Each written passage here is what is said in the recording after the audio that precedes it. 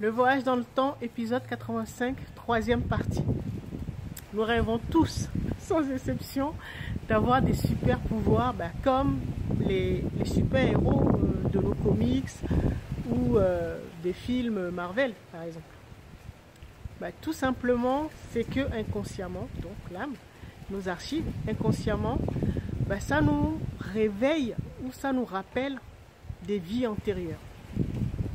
Nous savons au fond de nous, sans pouvoir l'expliquer, que ça nous est familier. Donc ça veut dire que nous avons ces super pouvoirs. La bonne nouvelle, c'est que effectivement, nous avons ces super pouvoirs.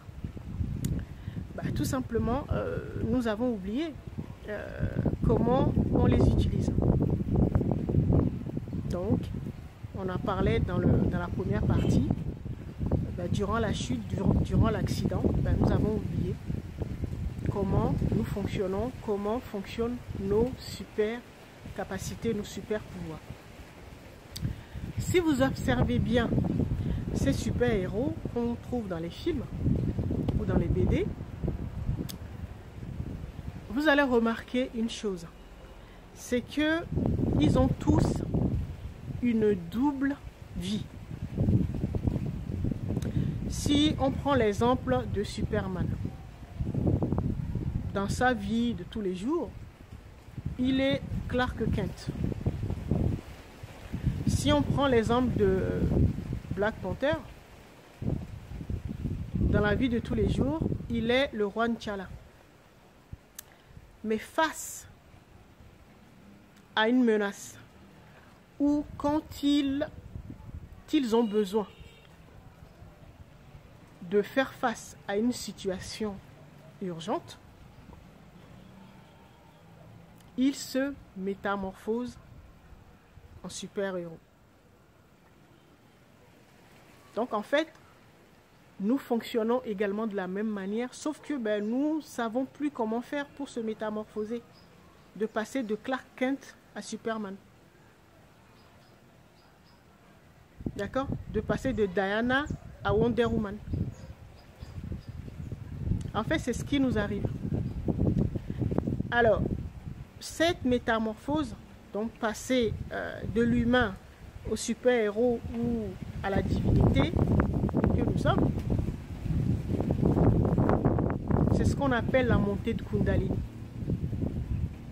D'accord? Donc, en fait, on fait remonter l'énergie vitale, qu'on appelle l'énergie sexuelle, l'énergie du lion, l'énergie de la Kundalini. Donc, on le fait passer donc, des chakras sacrés. Donc, on le fait remonter et donc, ça ouvre notre troisième œil. Donc, notre clairvoyance. D'accord?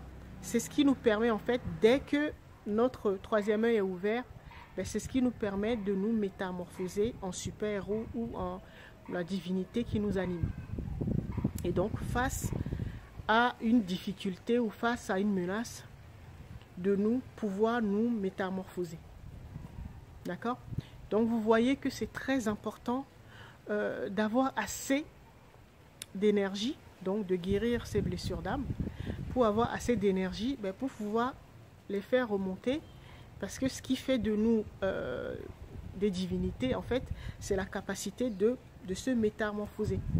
Donc, de vivre dans la 3D et d'être capable de se plonger dans les univers ou les mondes unifiés. D'accord? Donc, vous voyez que c'est très important. Alors, ce qui nous empêche en fait de pouvoir déclencher cette métamorphose, donc de faire monter notre Kundalini, en fait, ce sont les blessures. Les blessures d'âme. Et dans les blessures d'âme, donc il y en a 5, je les rappelle. L'abandon, le rejet, l'humiliation, l'injustice et la trahison. Les personnes qui ont vécu la blessure d'injustice comme blessure principale, puisque nous faisons le tour des 5, mais il y a une blessure qui est plus grande que les autres. Donc les personnes qui ont vécu la blessure d'injustice, ben, ce sont ces personnes qui ont des difficultés à mobiliser assez d'énergie. Nous tous, mais eux, ça les pénalise au niveau de la montée de Kundalini et donc de l'ouverture du troisième œil. Alors, quand vous vivez une injustice, soit dans l'enfance, soit à l'âge adulte ou dans l'adolescence, ce que nous faisons, nous développons deux sortes de réactions. Alors, vous allez avoir des personnes qui seront beaucoup plus actives et d'autres qui seront passifs. C'est-à-dire des personnes, puisque l'injustice, la blessure d'injustice engendre beaucoup de frustration. Donc, les personnes actives seront beaucoup plus colériques. Ils seront beaucoup plus bagarreurs. D'accord? Parce que la frustration qu'elles ont accumulée les rend nerveux. Donc, ils sont prêts à en découdre. Et s'ils connaissent quelques tours de passe-passe,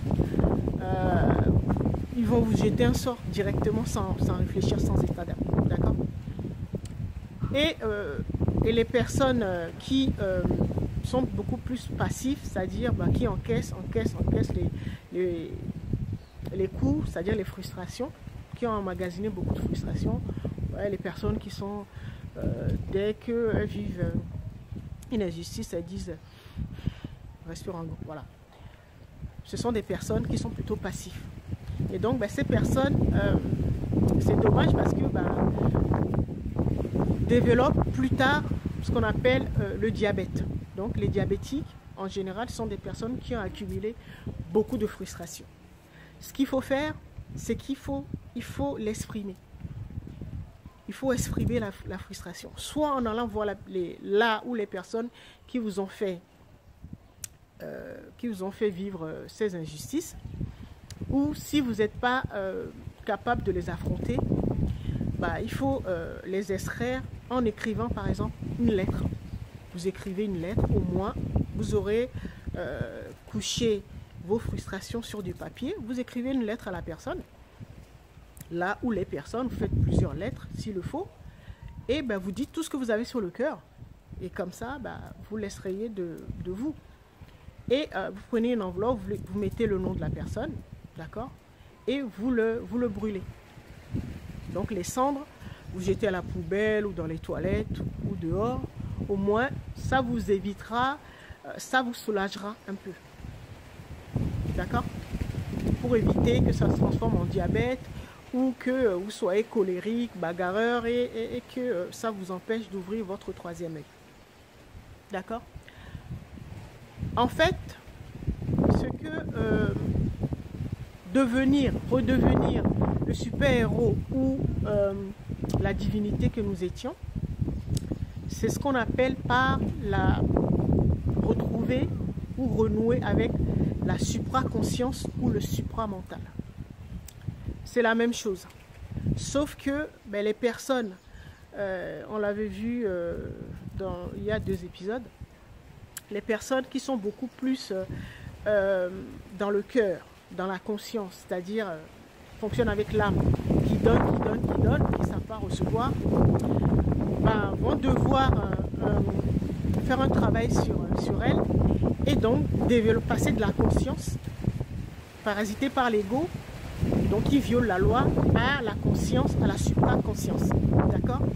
Et inversement, les personnes qui sont plutôt des opportunistes et tout ça, qui savent prendre mais ne savent pas donner, vont devoir faire également un effort pour passer du mental parasité par l'ego au supramental. C'est juste ça la différence. Donc vous voyez que nous avons déjà tout à notre disposition et donc avec un peu de travail, progressivement, nous récupérons nos énergies et forcément nos capacités. D'accord ?